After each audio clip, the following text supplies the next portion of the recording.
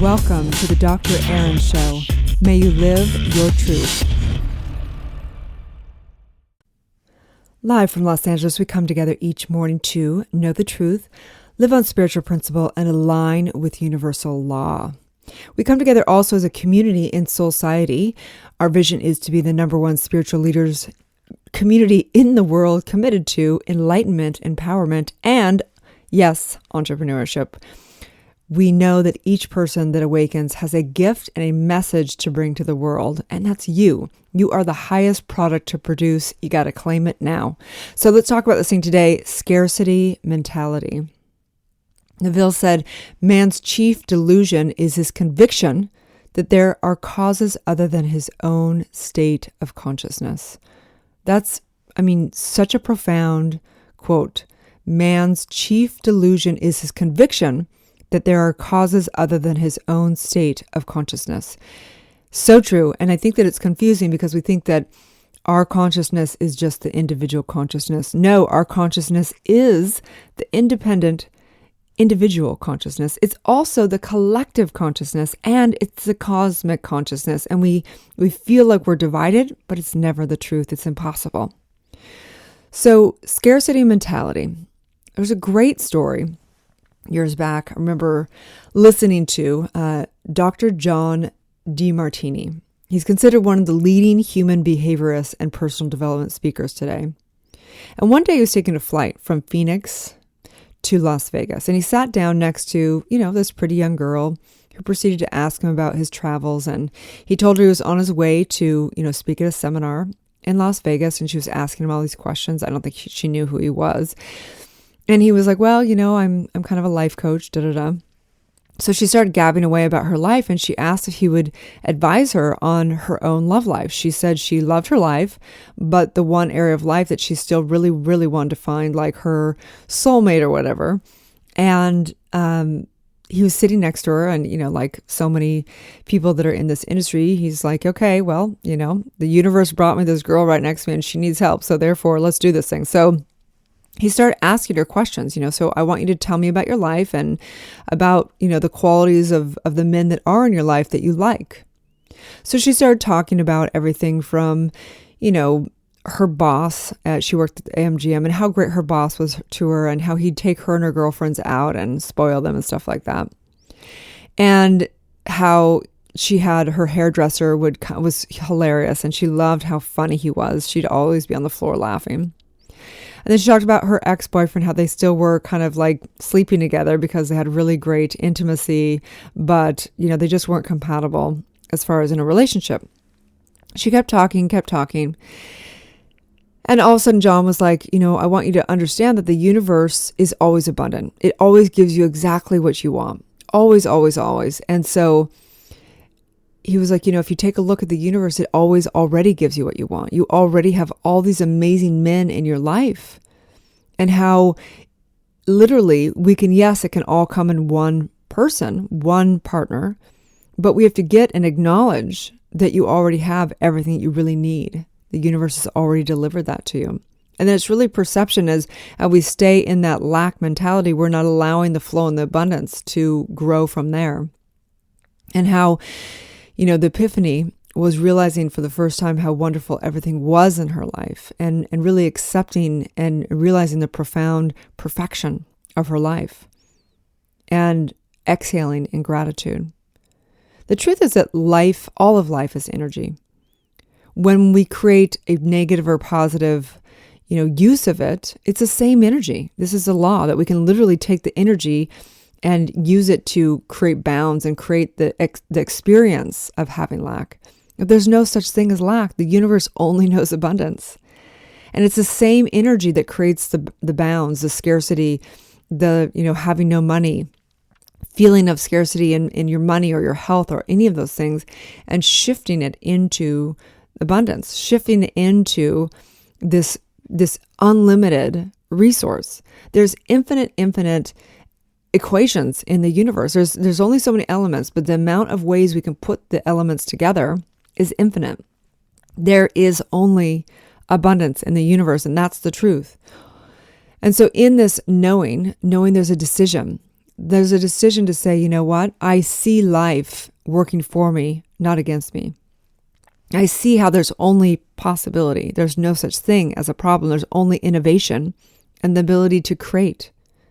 And so in this one energy source called consciousness, we either can use it to create scarcity or abundance. It's one and the same. So through understanding the laws, you can either create scarcity or abundance. And through this, we understand it's all about the thinking and where you're directing your energy. So when you finally decide and choose to focus, act, and create abundantly, there's this law of correlation, Newton's third law, the law that says that everything is a reflection. Everything that we feed, everything, that literally there is a cause and effect of every last ounce of every thought that we choose.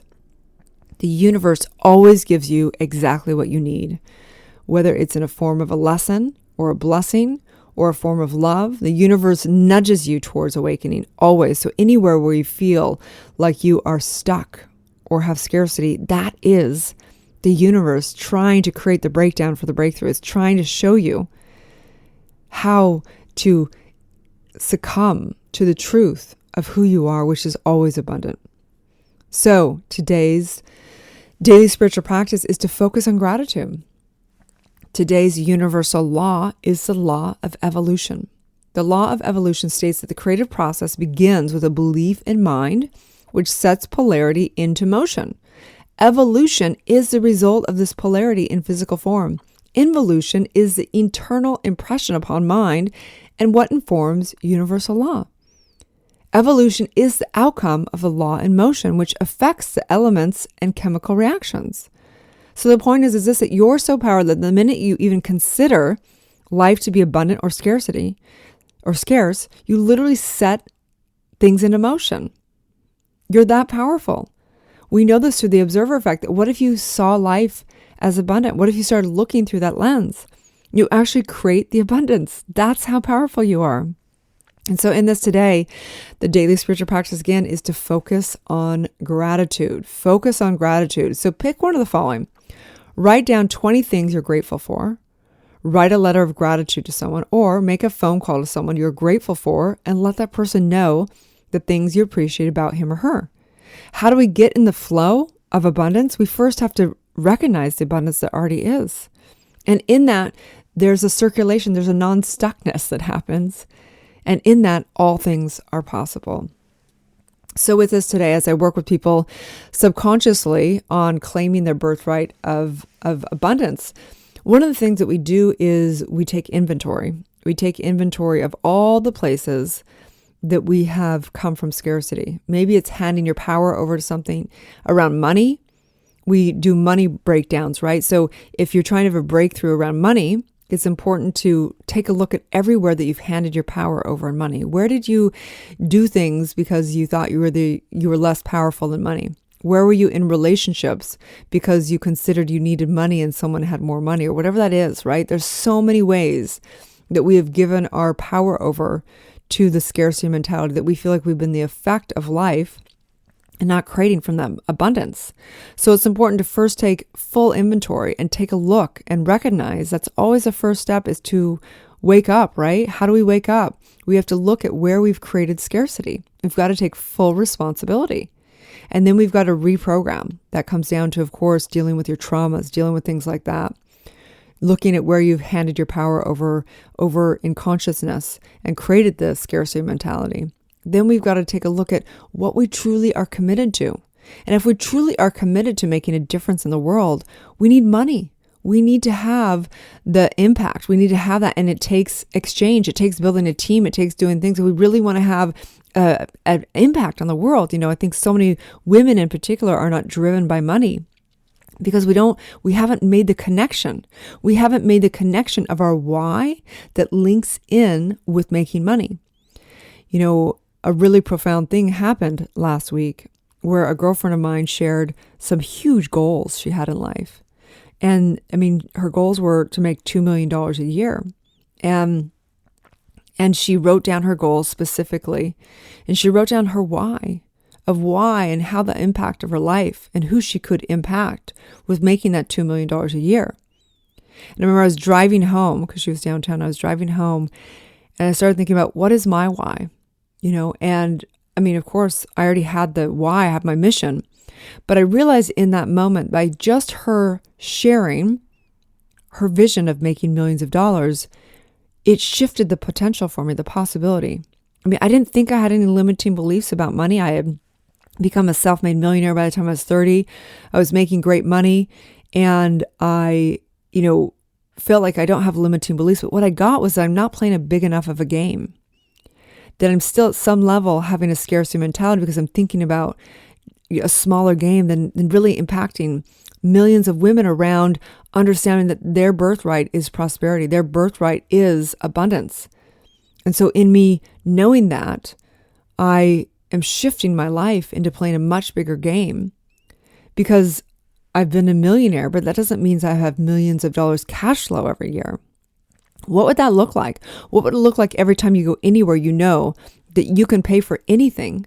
You may not choose to, you still may respect money, that you have that choice always. You could walk into any store, you can help anybody, the homeless person on the street. You could help somebody if they're in a bad spot in their life. You could create organizations that make a difference in the world and so on and so forth. Like that's the power.